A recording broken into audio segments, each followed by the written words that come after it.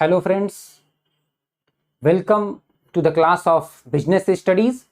Today we will learn the first chapter of class 12, that is Nature and Significance of Management. ठीक है दोस्तों, तो आज हम स्टार्ट करेंगे क्लास 12 का फर्स्ट चैप्टर और हम लोग उसका फर्स्ट पार्ट हम यहाँ पे आज कवर करेंगे। फिर आने वाले वीडियोस में आपको और भी पार्ट इसके कवर हम लोग करेंगे।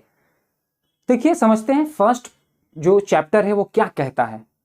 यह है नेचर एंड सिग्निफिकेंस। ठीक है, नेचर हम जानते हैं प्रकृति या स्वभाव, सिग्निफिकेंस मतलब महत्व किसका, मैनेजमेंट का, यानी मैनेजमेंट के हम स्वभाव और महत्व के बारे में पढ़ेंगे इस चैप्टर में। हम इस आज का जो क्लास है, आज की जो वीडियो है, इसमें हम कवर करेंगे मैनेजमेंट डिफिनीशन, कैरेक्टरिस्टिक यानी फीचर्स ऑफ मैनेजमेंट और ऑब्जेक्टिव ऑफ मैनेजमेंट। ठीक है, तो आइए वन बाय वन हम इसको स्टार्ट करते हैं। ठीक है, तो फर्स्ट अगर आपसे कोई एक टर्म यूज करता है आपके सामने, कोई कहता है management, what do you mean by management, what is management, आप क्या समझते हैं इससे?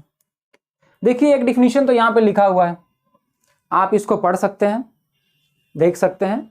ठीक है, पर बहुत ही एक सिंपल तरीका है, एकदम ले मैन के वर्ड में अगर मैनेजमेंट को डिफाइन करना हो तो हम कह सकते हैं management is a process of managing man and material both. यानी मैनेजमेंट को अगर बहुत ही शॉर्ट टर्म में डिफाइन करें, आप एक बार के लिए यह डिफिनीशन को भूल जाएं, इस पे हम आएंगे आगे। पहले हम समझते हैं कि मैनेजमेंट है क्या। बहुत ही सिंपल है, मैनेजिंग मैन एंड मटेरियल। देखिए एम वर्ड को अगर हम कोट करें तो मैनेजिंग मैन मटेरियल हो गया management, that's the definition of management. ठीक है, अब इसको समझते हैं इन डेप्थ में।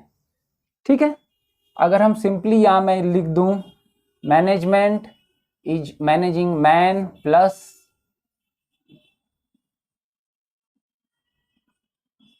Material, that is enough.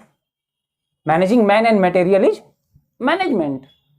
Fine, अब आते हैं हम इसके डिफिनीशन पे भी और इसको थोड़ा और डेप्थ एनालिसिस करते हैं, इसका और डेप्थ में थोड़ा समझते हैं कि मैनेजमेंट क्या कहता है। देखें दोस्तों यहां पे क्या कह रहा है, ए प्रोसेस। क्या है? एक प्रोसेस यानी प्रक्रिया। ये कोई सामान नहीं है, कोई वस्तु नहीं है, ये क्या है? एक प्रक्रिया है। Management is a process of getting things done with the aim of achieving goals effectively and efficiently. यानी कि process of getting things done यानी काम को अकॉम्प्लिश करने का तरीका कैसे, with the aim of achieving goals, यानी एक गोल भी होना चाहिए और साथ में effectively and efficiently. Effectively and efficiently, इन दो वर्ड्स को भी हम डिटेल में समझेंगे आगे। पहले इस डिफिनीशन को एक बार और क्लियर करते हैं।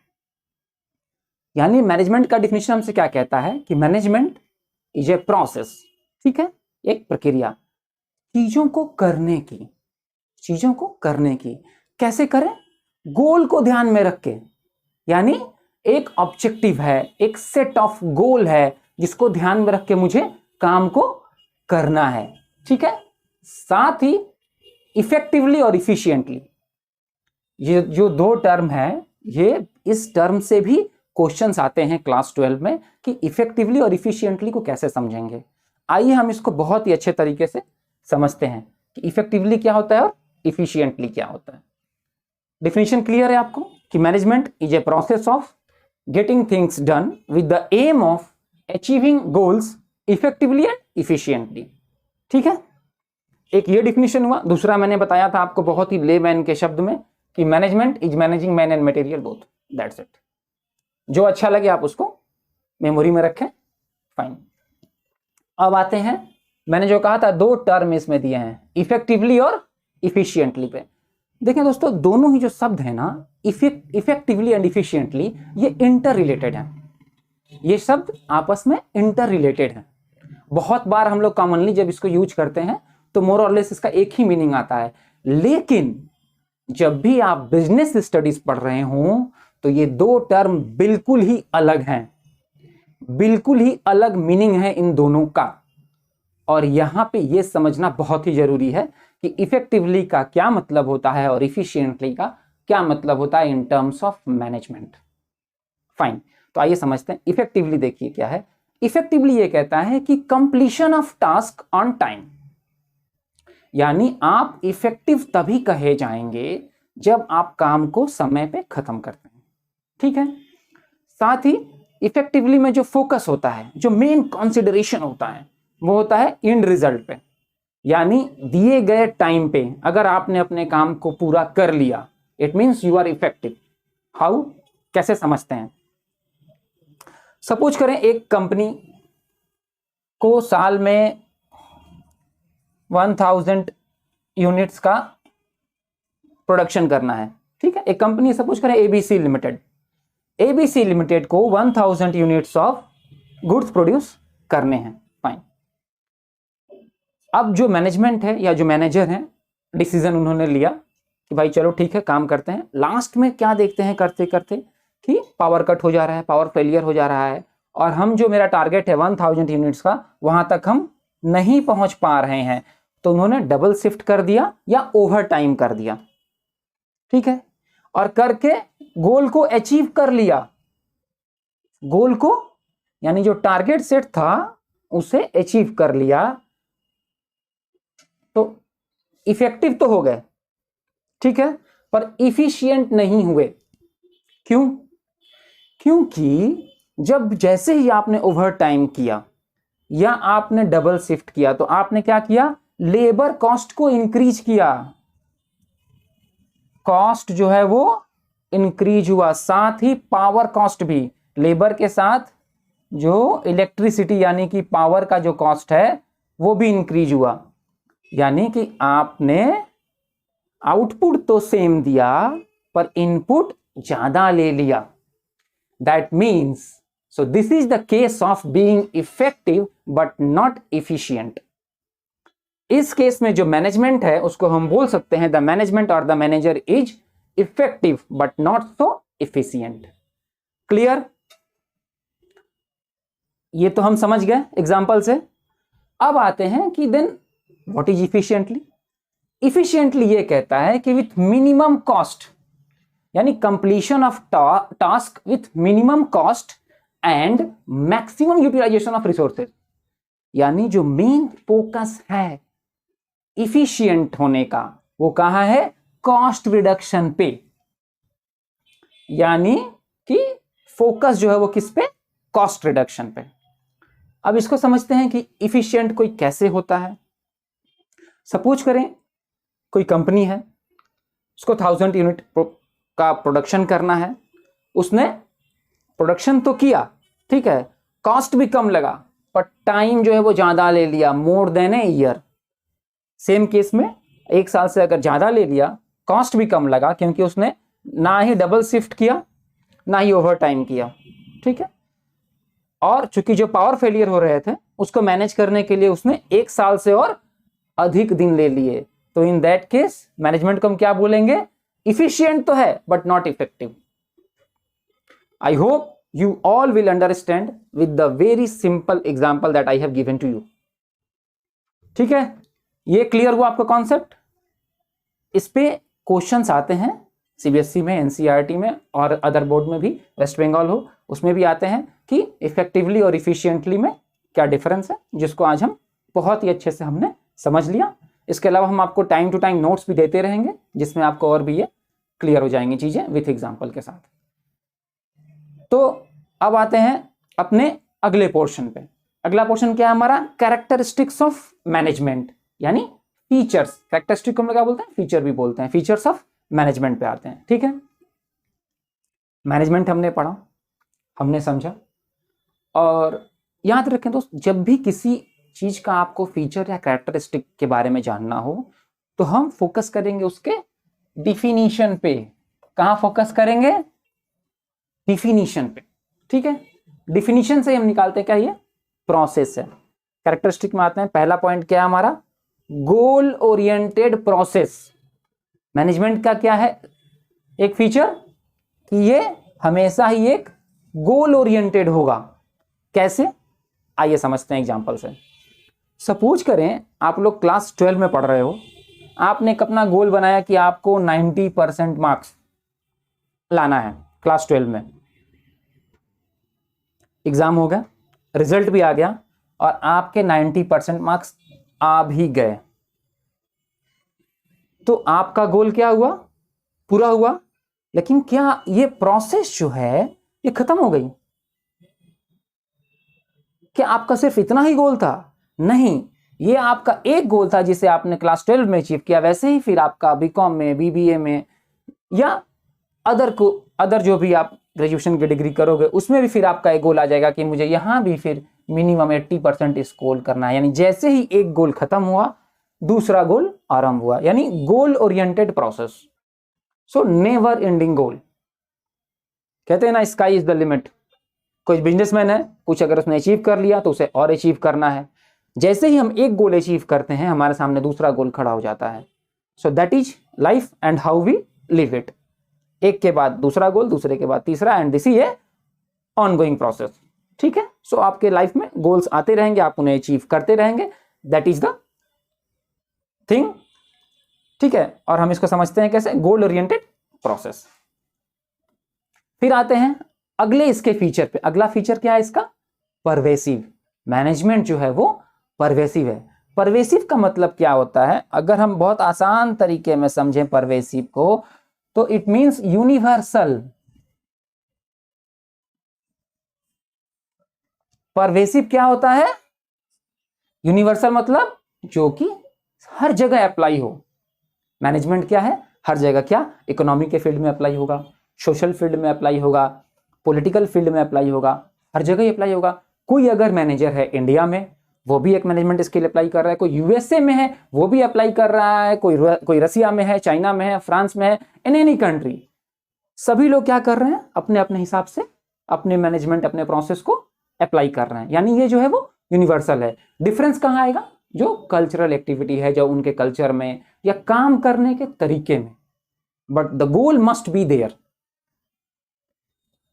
गोल मस्ट बी देयर। ठीक है, सो ये क्या है, परवेसिव इन नेचर। जो मैनेजमेंट है वो क्या होगा, परवेसिव। क्लियर। आते हैं नेक्स्ट फीचर पे, वो हमारा क्या कहता है, मल्टी डायमेंशनल। यानी जो मैनेजमेंट है उसका कोई सिंगल डायमेंशन नहीं है, ये मल्टी डायमेंशनल है। हाउ, कैसे, देखिए समझते हैं। क्यों, with work, people and operation. काम के साथ भी, लोगों के साथ भी। और ये जो ऑपरेशन है, operation means combination of work plus people. यानी हम जब दोनों को जोड़ देते हैं तो वो क्या हो जाता है, हमारा ऑपरेशन। हम जानते हैं मैनेजमेंट पे हमें काम को मैनेज करना होता है, काम के साथ ही साथ हमें लोगों को मैनेज, वर्कफोर्स को मैनेज करना होता है। वर्क के साथ पीपुल यानी वर्कफोर्स, और दोनों को कंबाइन करते हैं। ठीक है, तो हो जाता है हमारा ऑपरेशन। जैसे कोई भी आउटलेट है, फैक्ट्रीज है, वहां पे कैसे कार्य हो रहा है, ठीक है, उसको मैनेज करना। अगर शिफ्टिंग में हो रही है, ओवर टाइम हो रही है, तो इन सब चीजें जो हमारी होती हैं वो क्या होती हैं, मल्टी डायमेंशनल। यानी जो भी मैनेजमेंट है या जो भी मैनेजर होते हैं, उनकी जो थॉट प्रोसेस होती है वो एक डायमेंशन में नहीं हो सकती। They have to think accordingly and in multi dimensional way में उनको काम करना होता है। Clear, fine. अब आते हैं कॉन्टिन्यूअस मैनेजमेंट। जी हाँ, बिल्कुल एक कॉन्टिन्यूअस प्रोसेस। कॉन्टिन्यूअस का मतलब होता है ऑन गोइंग प्रोसेस, यानी कभी स्टॉप नहीं होगा। मैंने आपको भी देखिए ऊपर बताया था ना कि गोल्स जैसे आपके कभी स्टॉप नहीं होते हैं, तो गोल्स स्टॉप नहीं होंगे यानी मैनेजमेंट स्टॉप नहीं होगा। जैसे आपने यहाँ पे एक को अपने लिए गोल बनाया, जैसे सपोज करें कोई फार्मा कंपनी है, उसने अपने एमआरएस को टारगेट दिए, इस मंथ का टारगेट है 10 लाख का। जैसे ही आपने 1 ईयर टारगेट अचीव किया 10 लाख ईच मंथ करके, नेक्स्ट ईयर तुरंत आपका एक टारगेट इंक्रीज हुआ। क्या आपने टारगेट अचीव कर लिया तो क्या आपका मैनेजमेंट खत्म, काम खत्म? जी नहीं, बिल्कुल भी नहीं। फिर वहीं से आपको एक नया गोल मिलता है, आप एक नए टारगेट की तरफ जाते हैं, and that is the on going process in the management. Fine. So अब हम समझ लिए कि ये क्यों कॉन्टिन्यूअस है, ठीक है, क्योंकि ये it's a never ending process. फिर मैनेजमेंट ग्रुप एक्टिविटी, बिल्कुल ये ग्रुप एक्टिविटी है। What do you mean by group activity? एक इजी तरीके समझते हैं, ये क्या होता है? कोऑर्डिनेशन होता है, लोगों का काम का कोऑर्डिनेट करना। क्यों कोऑर्डिनेट करते हैं हम? सपोज करें कि कोई कंपनी बहुत अच्छा प्रोडक्ट बना रही है, तो क्या सिर्फ मैन्युफैक्चरिंग से ही प्रोडक्ट सेल हो जाते हैं? जी नहीं, उसके लिए उसको कम्युनिकेशन टीम लगेगी, यानी मार्केटिंग टीम लगेगी, जो प्रोडक्ट्स को लोगों तक पहुंचाए और जो प्रोडक्ट के सेल में अपना सेल में जो है वो प्रोडक्ट को सेल करने में मदद करे, यानी कम्युनिकेशन की जरूरत है। कोई एक आदमी कम्युनिकेशन में अच्छा है, कोई टेक्नोलॉजी में अच्छा है, ठीक है, इसी तरह कोई पर्सन है वो MIS में अच्छा है, इंफॉर्मेशन सिस्टम में अच्छा है, कोई है जो मैनेजरियल स्किल में अच्छा है। तो इन सबको मिला के क्या होता है?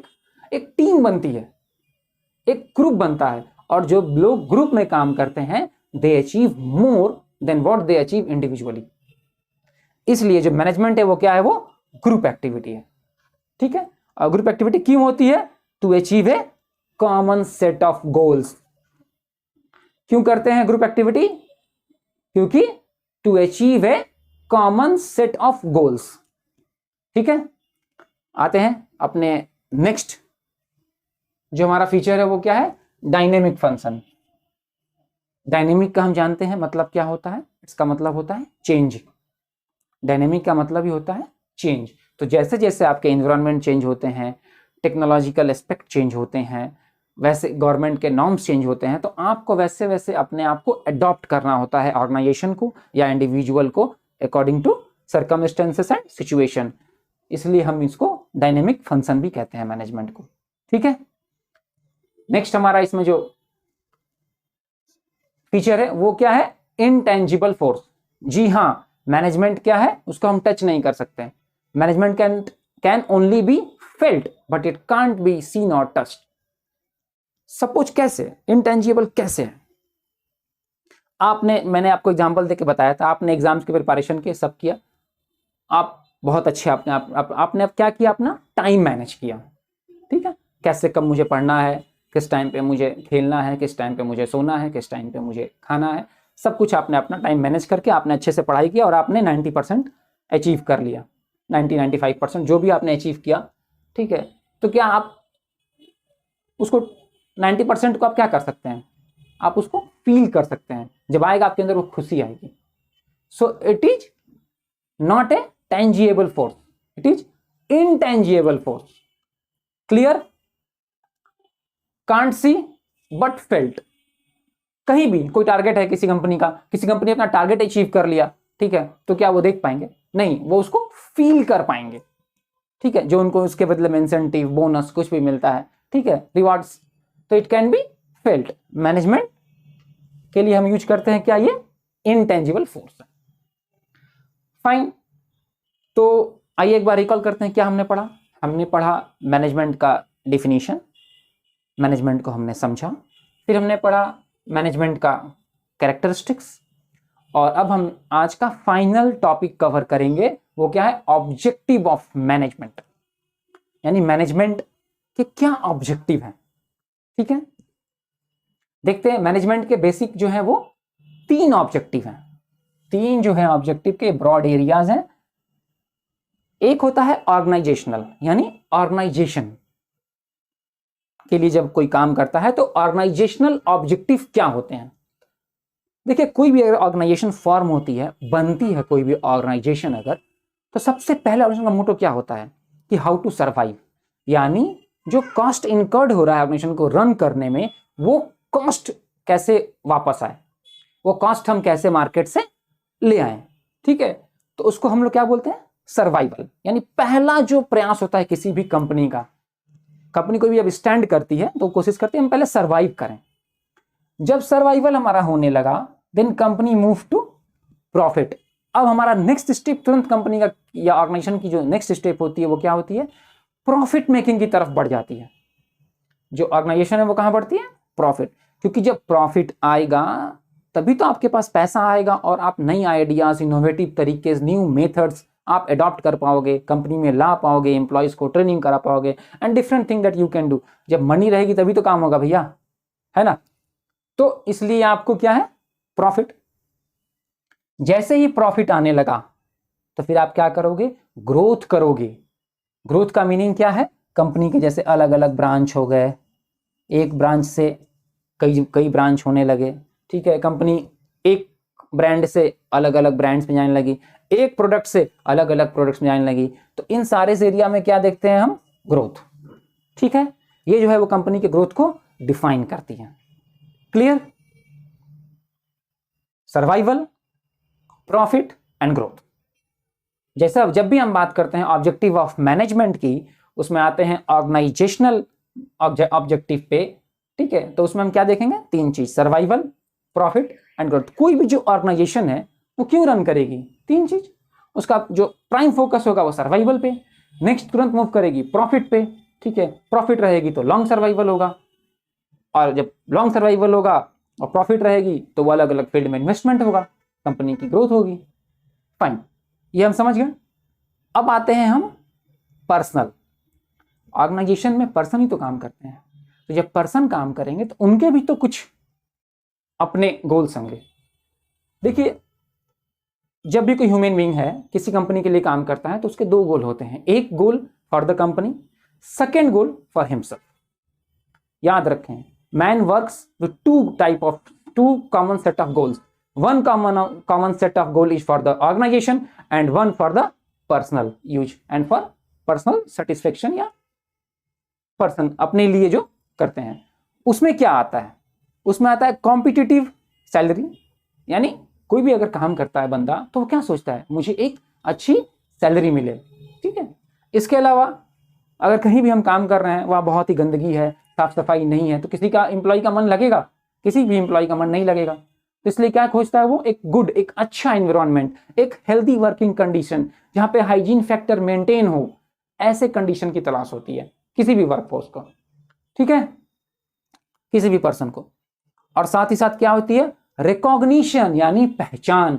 क्या कंपनी मुझे पहचान दे पा रही है? अगर दे पा रही है तो मेरा जो अटैचमेंट है विद द कंपनी ये लॉन्ग टाइम का होगा। अगर नहीं दे पा रही है तो अटैचमेंट बहुत ही शॉर्ट टाइम का होगा, ठीक है।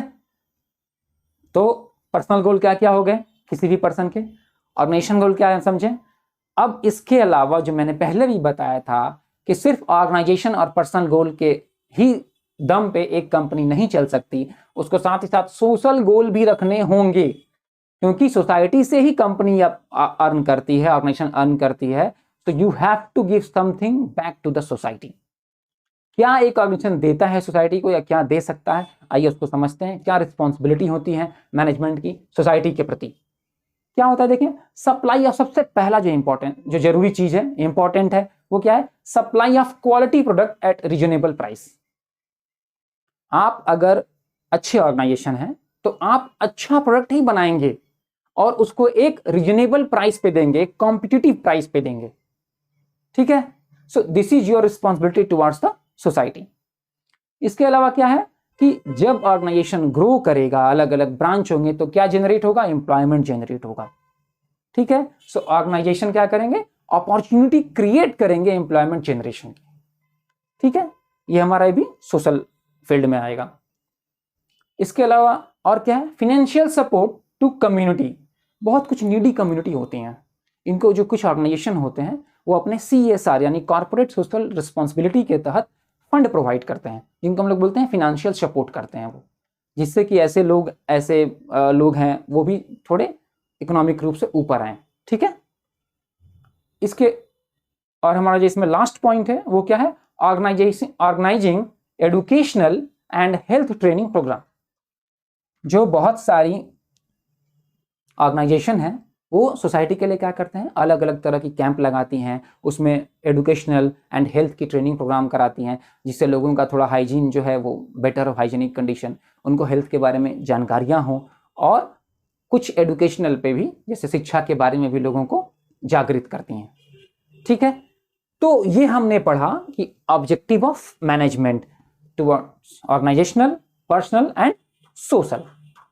क्लियर, ठीक है। अब दोस्तों ऐसा है, अब इस चैप्टर का थोड़ा सा और रिमेनिंग पोर्शन रह गया है जिसको हम लोग अगले वीडियो में कवर करेंगे, और आप एक बार इसका स्क्रीनशॉट ले लें, ठीक है। मैं आपको इसके लिए टाइम दे रहा हूँ, फर्दर आपको समझने में ये आसानी रहेगी।